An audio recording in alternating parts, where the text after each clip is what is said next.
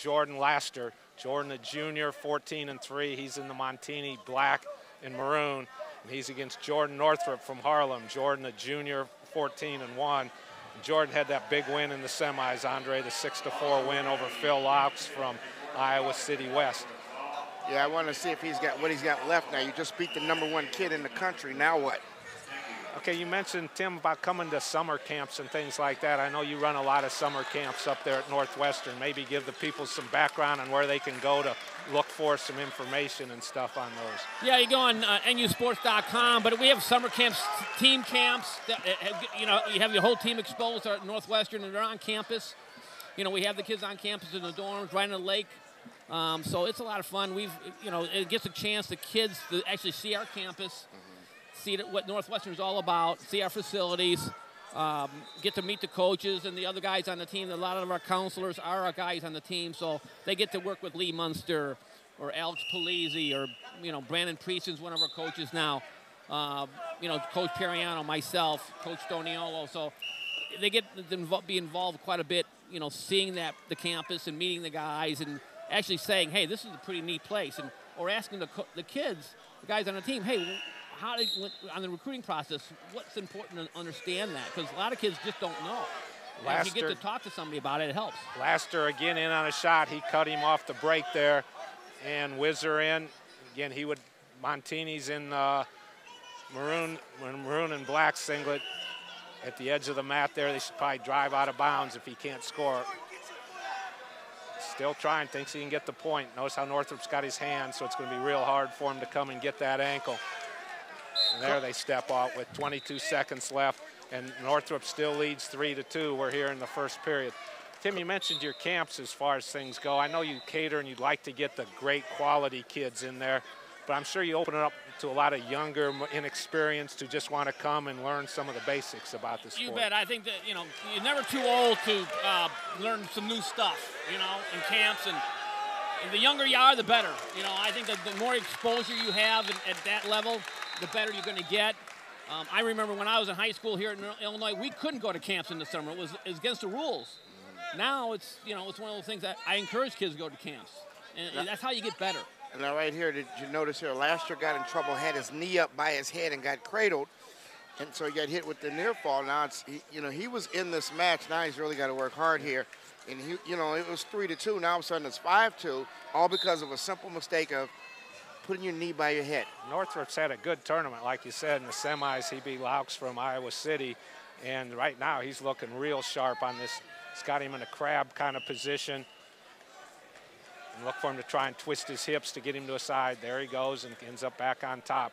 Really impressed with the way these kids from McChesney Park ride people. They get on top and they understand how to use their hips and balance in order to do some things. Well, you can tell he's a good leg rider, knows how he's covering the hips. When you see that guy that he's covering the, what are these things back here, the triangle things on your back? Scapulas. He's awful high is what you're saying. Yeah, exactly. Basically. Nice explosive stand to come to his feet, but nice job, again, getting that crab ride position. He seems very comfortable there in order to be able to do some things. Coach, stop me if I'm wrong here. www.nurwrestlingcamps.com. Right. That's where they want to go when they want to come to camp, learn how to wrestle Big Ten style. You got it. Okay. So write that down, wrestling fans. I'll give it to you again, nurwrestlingcamps.com. You mentioned Brandon Prieston a minute ago. He's always one of my favorite kids to watch compete. You said he's helping your program. Is he still doing any wrestling? Or yeah, he qualified for Olympic trials. Good.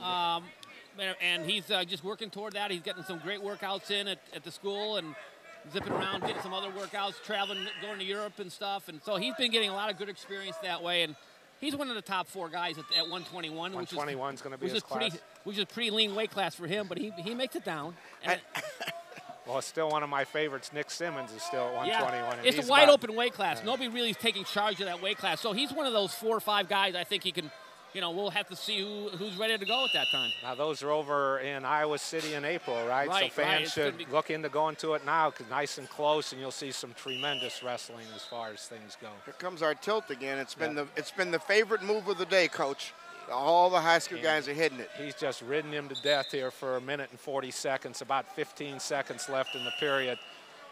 And we're going to get a fresh start. Again, the boy from Montini's got to explode to his feet because once he gets flattened out, he's really struggling with getting points. Caution. And one will get him a 2-point match. Yeah, and must have a bloody nose here as far as things go. So we're going to have a quick break in the action as far as stuff. And again, notice how the coaches walk out during this. They use it in order to talk to their kids. I was just going to say, you ever notice how this stuff always happens when you need it? You know, you're losing and you need to talk to your kid and the guy gets a bloody nose. It's like timing. Quick check of our sponsors here, EasyWhistle.com, sanitary alternative to the mouth whistle.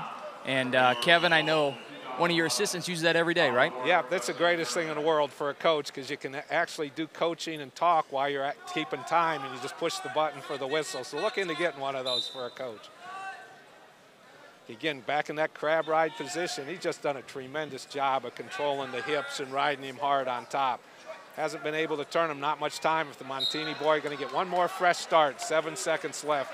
Like Andre said, it'd be a huge point to get here if he could. And he'll be on top probably, or neutral at the start of the period. Oh, not the neck wrench. End it. Nope, 5-2, we'll go to the third period. And Northrup will get choice. He'll take bottom. We'll assume he's going to cut him because he didn't have much success riding him before. Right. He wants to be on his feet. Yeah, he's got to get to a shot. He can't play much defense against this. There's going to be 6-2 now once they give him the cut point. And again, he didn't get to his shot right away. The Harlem boy got in there real tight.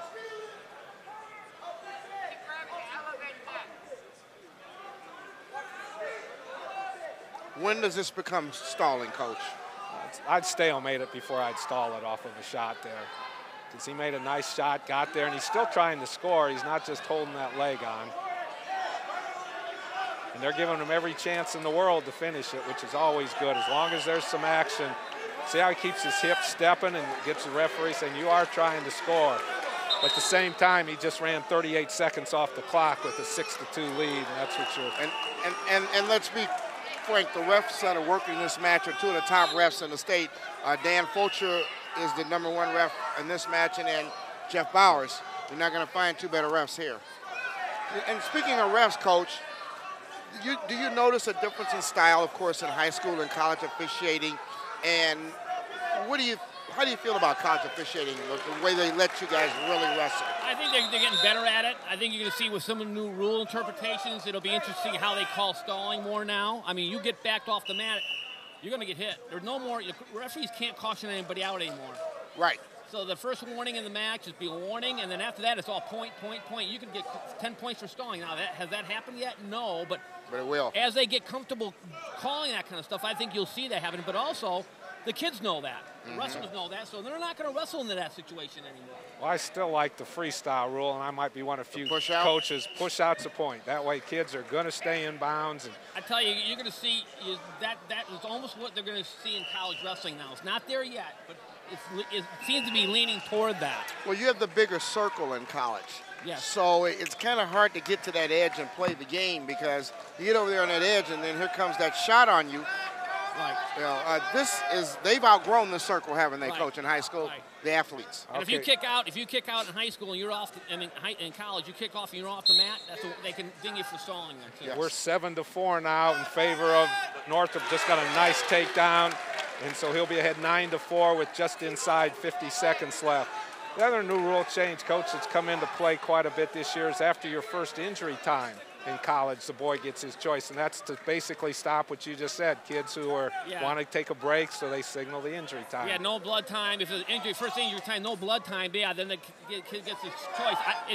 I don't necessarily like that, just because, boy, you don't have any room for error at all. I mean, now all of a sudden that guy's going to go down, and your kids now are potentially not. They may actually be legit hurt, but they're not taking the time out. So. It always makes it kind of tough, but I know from watching a lot of college, seemed to me a kid would accidentally get hurt when he got a little tired and so on. I think they were using the rule to their benefit. Yeah, there definitely was an issue there. And that goes back to the officiating. If the officials let that happen, then that's their fault too.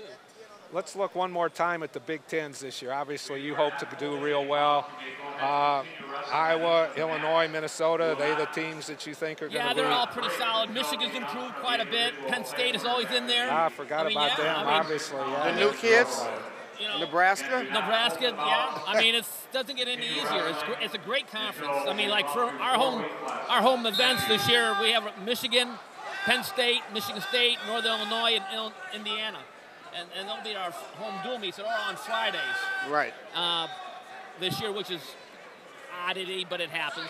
But there's some great dual meets there, and then Big Ten. Yeah, any one of those 5 teams that we just mentioned could win the Big Ten.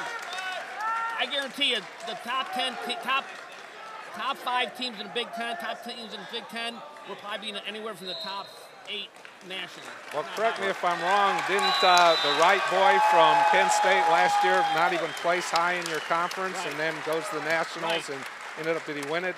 Was it 184? Yeah, and he's having a slow year already. He started off that year already kind of slow a little bit. Okay, that concludes our match there at 113. Your champion with an 11-5 win from Harlem.